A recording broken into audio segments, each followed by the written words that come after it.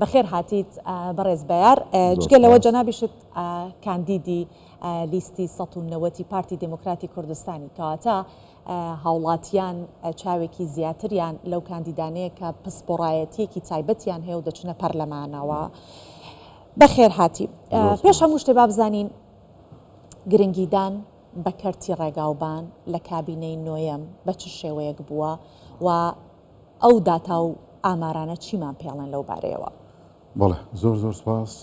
دەتوانین بڵێن گرنگیدان لە کابینەی نوێی حکوومەتی هەرێمی کوردستانە بە سورەکاتی ڕێزدار مەسرور بارزانی لە زۆر ئاستەوە یان لە زۆر بوارەوە جەنابیان جەختی کرد کە زۆر شت بگۆڕدرێ. ینی گۆڕانکاری دەتوانین بڵێن نەوەیان بابەتی لە کەرتی ڕێگاوباندا کراوە. بۆ نمونە لەسەر ئاستی ڕسایکلینگ جاران ئێمە قێڕی کۆنمان دەبووە فڕێماندا بۆیان دەبووە ینی خەسار دەبوو با بڵێن. ئێستا کە دەتوانین دووبارە لە ڕێی کارگەی زۆر پێشکەوتوو قێڕی کۆن بەکاربینەوە. ئەوە کە بەڕاستی خۆی لە خۆیدا ئەوە هاوڕێی ژینگەی پێ دەڵێن، ینی دەتوانین بڵێن بۆ ژینگە هەم بۆ سوود وەرگرتن لە دووبارە بەکارهێنانەوەی هەم بۆ ژینگەش بە سوودە. لەسەر ئاستی با بڵێن یوتێرنەکان ئێمە زیاتر لە چەندەها ئۆڤەرپاس و ئەندەرپاسمان لە هەموو شار و شارچکە ئەنجام داوە. جەنابیان زۆر زەخ لەسەوە دەکاتەوە کە یوتێرن کە جەنجاڵی دروست دەکات ئەویان نەمینێتن. بەڕاستی ئێستا ئەگە هاوڵاتیان ڕەنگە لە نزیکەوە ببینن لە جادەکان یان لە شەقامەکان کە زۆربەی یوتێرنەکان خەریکەدا دەخرێت. زۆری وهروە لەسەر ئاستی نەوعەتی قێڕ ئێستا توانیمان لەسەر ئاستی عراق پۆلیمەرێک بەکاربینی کە دەتوانین بڵێن کە لە عراق دەتا ئێستا بەکارنەوەتە حکوومەتی هەرێم بەکاری دێنێ کە ئەوەش بووە هۆی ئەوەی زۆر نەوعەتی قێڕ پێش بکەوێتن. خۆشتان ئەگەر بەسەر ئەو ڕێگانە داچوو بن لەو ئەوانەی کە لەو دوای ئەوانە دروستکراوە ئەو پۆلیمەرە بەکاردیان ئەو کارگە نوێنە هاتوون بە حقیقت نوعیتێکی گۆڕانکاری نوعی بەسەردا هاتووە. دەتوانین بڵێن لەسەر ئاستی تونێل ئەو چەند تونێلێک تا ئێستا 5 تونێل دروست کراون لە ڕێگا شادەمارەکانی ڕێگاوبان دوانیان بەکاردی ئێستا وسێشان لەوانەیە لە داهاتوێکی نزیکات تەواو بکرێت. زۆر باشە. بەڕێز بەیار ئەو کەرەستانەی کە بەکار ئەهێنرێت لە بواری ڕێگاوبان تا چەند کوالێتێکی ستانداردی جیهانیە و هەوڵی ئەوە شەدرێت کە تەواوی ئەو کەلوپەلانە لە هەرێمی کوردستان و بەدەستی کاری ناوخۆیی و هەروەها بە کەلوپەلی ناوخۆی ئەنجام بدرێت.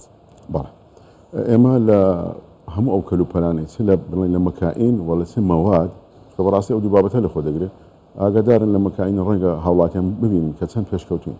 بۆ نمونە ئەو ڕێگای خەلیفان کە کرایان ئەو ڕێگانی کە لە هەولێر ساکردنەوەی بۆ دەکرێت یان با بڵێن دووبارە دروست دەکرێتەوە نوێ لە مەکائین دەتوانین ناتوانین وەز ئەمان وەکو شەریکاتی ئەملاق بەڵام زۆر گۆڕانکاریی پێشکەوتوی بەسەر داهاتووە. وهروها لە ڕووی کواڵەتی مەواد ئێمە ئێستا خاوێن مختبرێکین لە هەولێر کە دەتوانین بڵێن ئایزۆی 9001 وەرگتووەکەەوە بەڕاستی ستاندەرێکی نێودەوڵەتیە.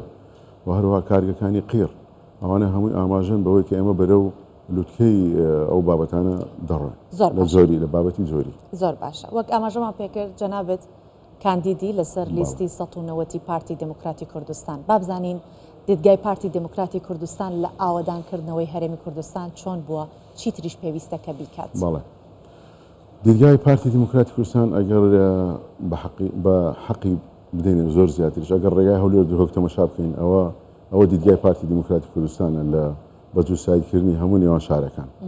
ئەگەر هەموو شارەکانی هەرێم ئێستا بە دوو ساید دەکرێن دەتوانین بڵێن هەولێر پیرمام، هەولێر گوێر، هەولێر خەبات، هەولێر کەرکووک، هەولێر مەخمور، هەولێر بەڕانەتی، هەولێر دوهۆک، هەولێر کۆیە کە هەفتەك پێش ئێستا جەنابیان وەکو سەرۆکی حکوومەتی هەرێم یەکەم زەنجی خوێندی لە شاری کۆی لێدا و بەڵێنی ئەوەیدا کە بە زووترین کات کۆیش بکرێت بە دوو ساید. ئەوەیە دیدگای پارتی دموکراتی کوردستان لە بۆ ڕێگاوبان و ئاوادانکردنەوە تاوان بەمە دەبێت ئاماژە بۆش بکەین دوای گەیاندنی ڕێگا بە تایبەتی ڕێگای جووسایی بۆ هەر شوێنێک بێگومان گەشەسەندنی لە هەموو ڕوێکەوە گەشەسەند لەو ناوچەی ڕوودەدا.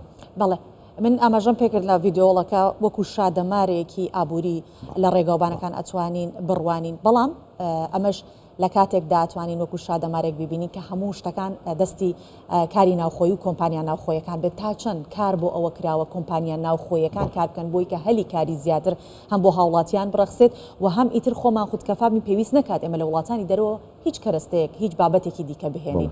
کەرەستەکانی ڕێگاوبان زۆربەی هەرە زۆری ئێستا لە ناوخۆی عراق مەسەڵەن بابەتی قیڕیشی لە بابەتی تێکەڵان ئەو بابەتانەی ئەو هەمووی لە ناو عێراقەوە بەکاردێتن یانتوانمان لە هەرێمی کوردستان زۆربەی کارگەکان هەر بە ماوەدی خۆماڵی دەکرێتن لە ڕووی هەلی کار ئەگەر سەیرێک لە هەموو پرۆژەکان بکەین لە هی بیناسازی و ڕێگاوبان لە هەردوو کەرتەوە دەتوانین بڵێن 170 تا 80 هەڵی کار بۆ هەموو ئەندازیار و کرێکارەکانی ناوخۆ ڕەخساوە و بێگومان بەردەوام دەبێ و زیاتریش پەرە پێ دەبێت. زۆر باشە کاک بەیار جیاوازی کاندیدانی پارتی دموکراتی کوردستان لەگەڵ لیستەکانی دیکە چییە؟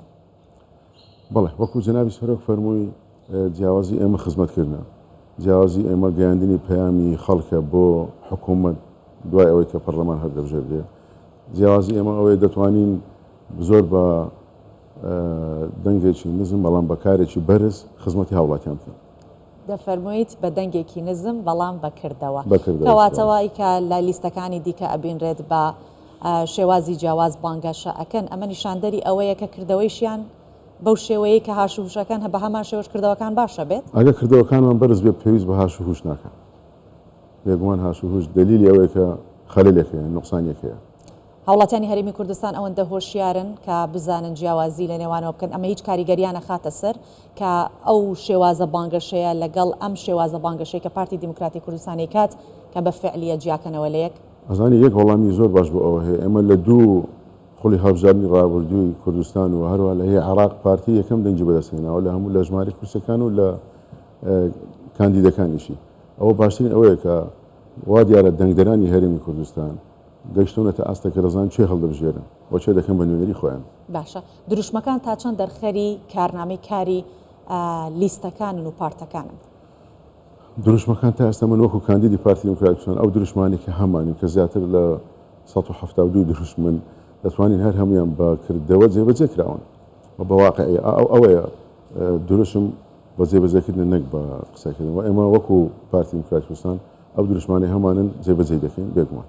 بەڵێ سپاس دەکەین بەیار تەقیەدین قادر بەڕێوەبەری بیناسازی لە وەزارەتی ئاوادانکردنەوە و نیشتەجێکردن تایبەت بە بەهێزکردنی ژێرخانی ڕێگاوبان و هەروەها پێشکەوتنەکانی بواری ڕێگاوبان لەگەڵمان بوویت گفتوگۆمان کرد دووبارە سپاس. زۆر سپاس بۆ ئێوەش.